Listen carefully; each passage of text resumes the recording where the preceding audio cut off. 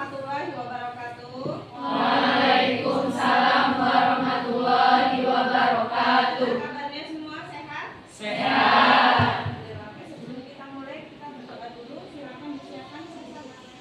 Siap, Prof. Berdoa mulai. Bismillahirrahmanirrahim. Raditu billahi rabban wa bil islami dinan wa bi Muhammadin nabiyya wa rasulullah.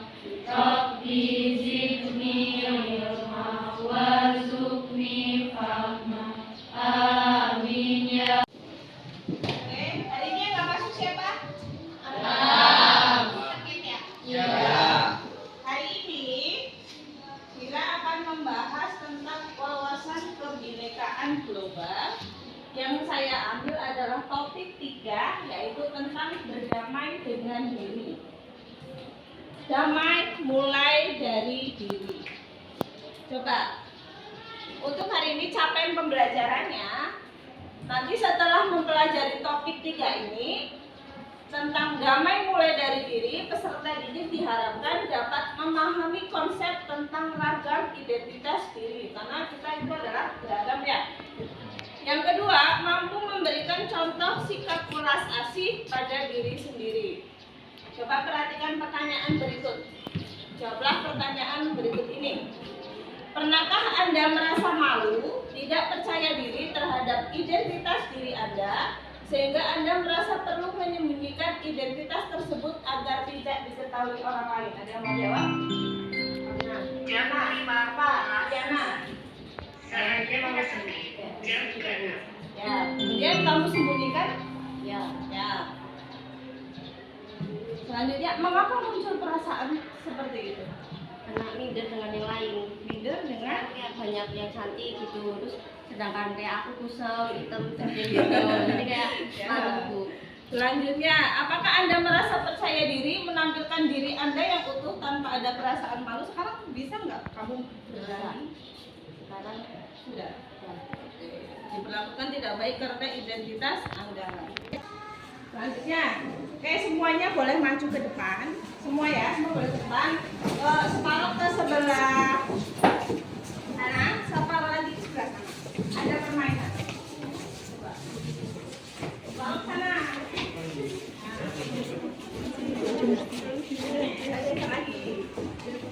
Nah, di sini coba lihat LCD-nya. Nah, di sini ada pilihan. Jadi kamu mengikuti gambar yang ada di LCD. Perhatikan setiap pertanyaannya.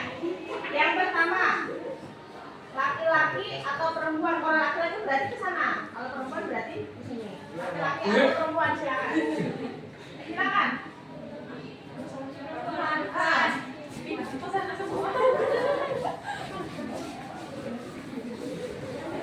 Oke. Dan selanjutnya, rambut lurus, rambut keriting.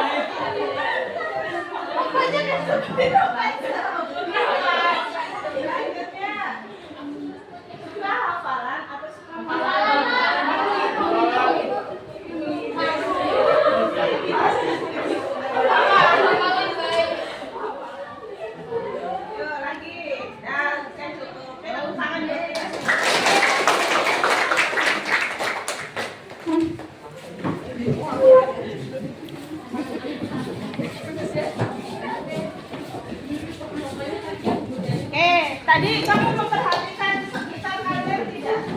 Coba. Tadi ketika berpindah-pindah, ada teman yang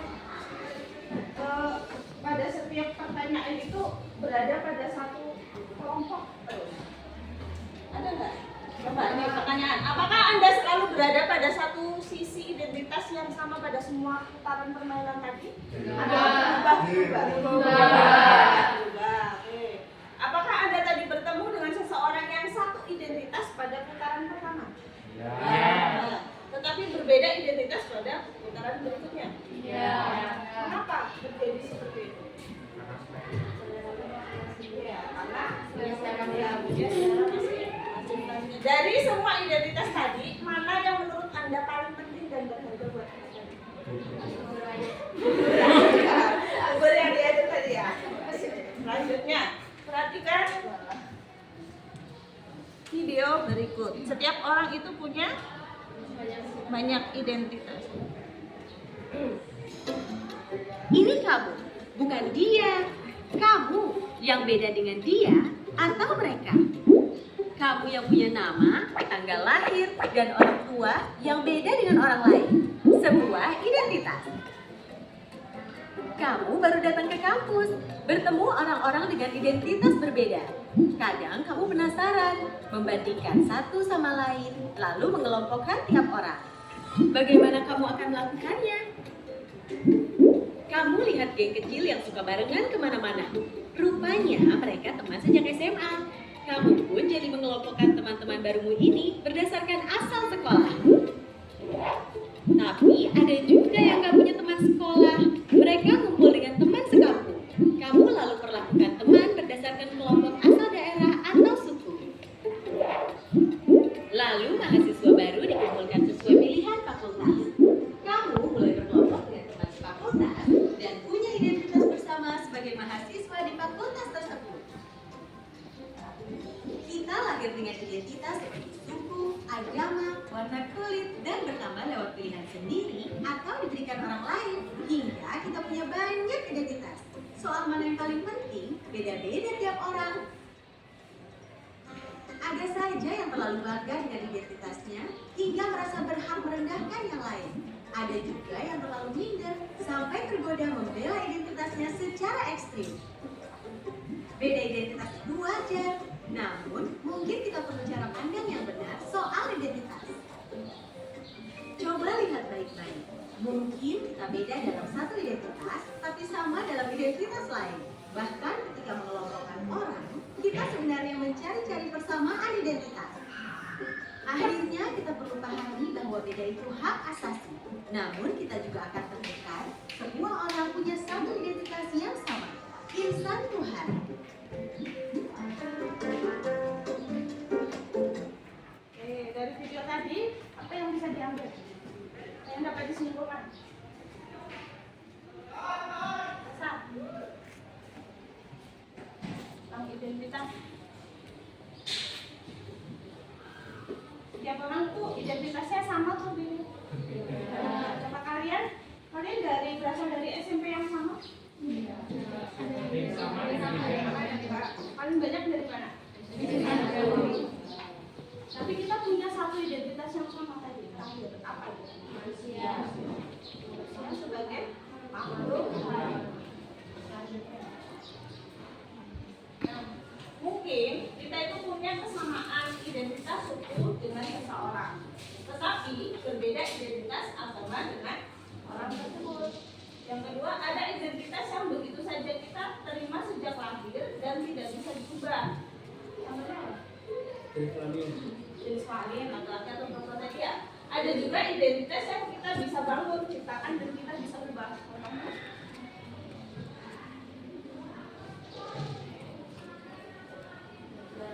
Udah rapakan tadi kan? Nah, selanjutnya ada identitas yang kita anggap sangat penting. Jika orang merendahkan identitas tersebut, kita akan merasa sangat tersinggung.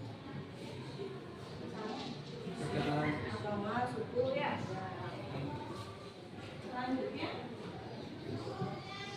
gunakan standar diri sendiri. Jadi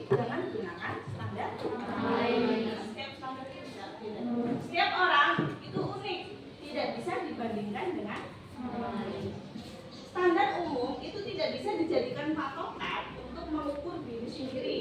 Misalnya standar cantik menurut iklan di televisi tidak bisa dijadikan patokan untuk kita. Selanjutnya, standar itu berbeda-beda di setiap tempat dan waktu. Coba perhatikan ada video lagi.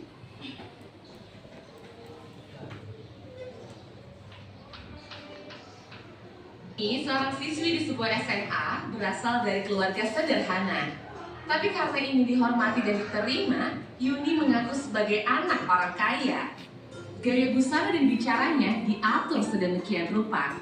Tapi diam-diam teman-temannya tak percaya. Mereka mencari tahu kondisi Yuni yang sebenarnya. Hingga akhirnya Yuni ketahuan identitas aslinya. Karena malu, akhirnya Yuni tak pernah lagi muncul di sekolahnya. Kisah Yuni ini kisah nyata, kita bisa temui di lingkungan remaja.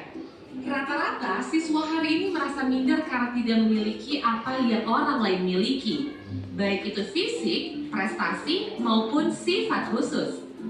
Menurut hasil FGD kami dengan para guru di 4 sekolah yang ada di Jawa Barat, bahwa dari 1 dari 4 siswa merasa minder karena fisik, dan 1 dari 5 siswa merasa minder karena gak punya prestasi seperti orang lain. Hasil survei online kami terhadap remaja menunjukkan mereka tak mau menerima diri agar diterima dan dihargai. Bukannya sibuk menemukan dan mengenali potensi diri, mereka malah sibuk mengejar standar umum.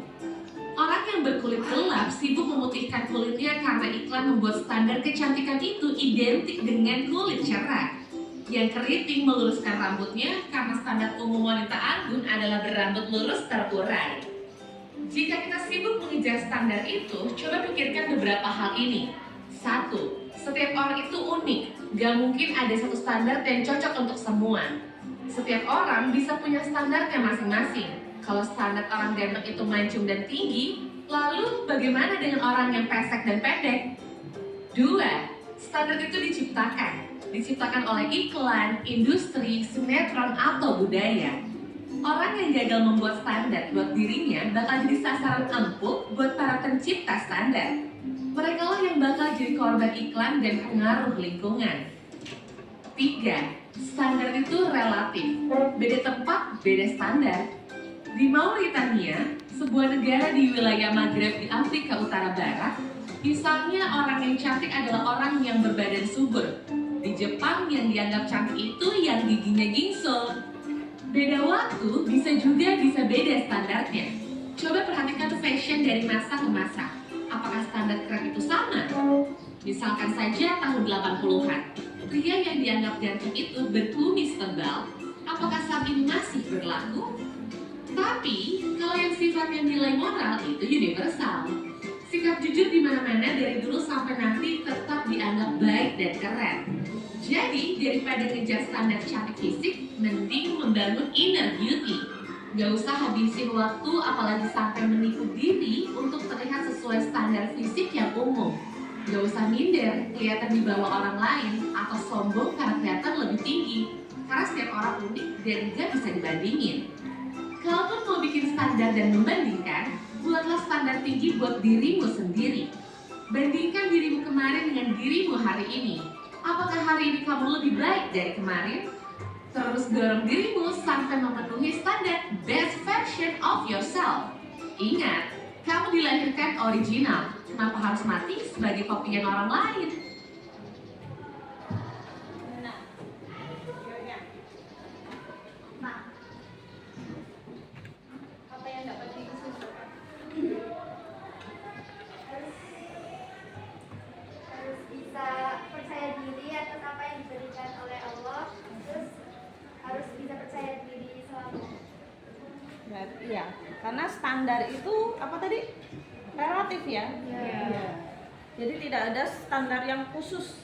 Karena cantik di sini belum tentu cantik di sana, ya kan? Ya. Selanjutnya, Isan, nah, terakhir adalah sikap welas asih pada diri sendiri. Kita itu nggak boleh narsis. Apa sih narsis itu? Narsis itu adalah terlalu mengagumi diri sendiri. Jadi dia mengagumi diri sendiri secara berlebihan sehingga dia narsis. Yang kedua, self pity. yaitu mengasihani diri sendiri secara berlebihan sehingga dia tuh merasa menjadi orang paling malang sedunia. Ada nggak pernah merasa begitu? Saya merasa paling malang sedunia. Pernah ya? Ini kita nggak boleh merasa kayak gitu karena setiap orang itu pasti ada perasaan seperti itu. Jadi nggak boleh merasa seperti itu. Ya, selanjutnya. Jadi latihan, kita harus latihan mencintai diri sendiri. Gimana caranya? Para ilmuwan mengidentifikasikan 3 komponen dari mencintai diri sendiri yang beririsan baik dengan ajaran Buddha tradisional dan dapat berfungsi sebagai panduan untuk pelatihan kamu. Yang pertama, kebaikan diri.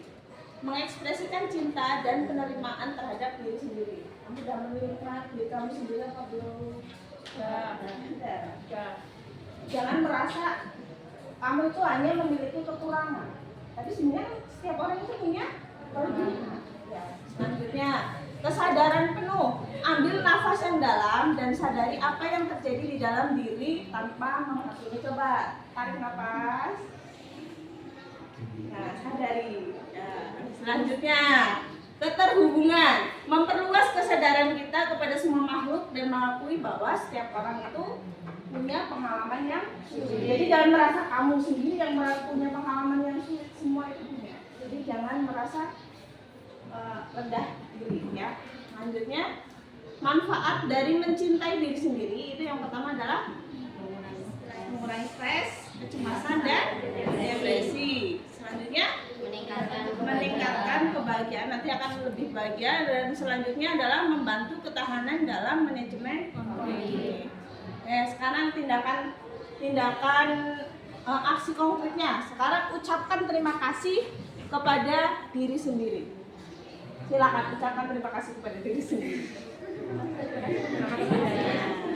Oke, yang kedua, telepon dan ucapkan terima kasih dan penghargaan buat orang terdekat, orang yang kita sayangi, orang tua, anak, teman kerja, sahabat baik atau siapapun yang Anda anggap berjasa untuk kesuksesan Anda saat ini. Atau silakan berjabat tangan dengan kanan dan kiri sudah menerima kamu sebagai teman.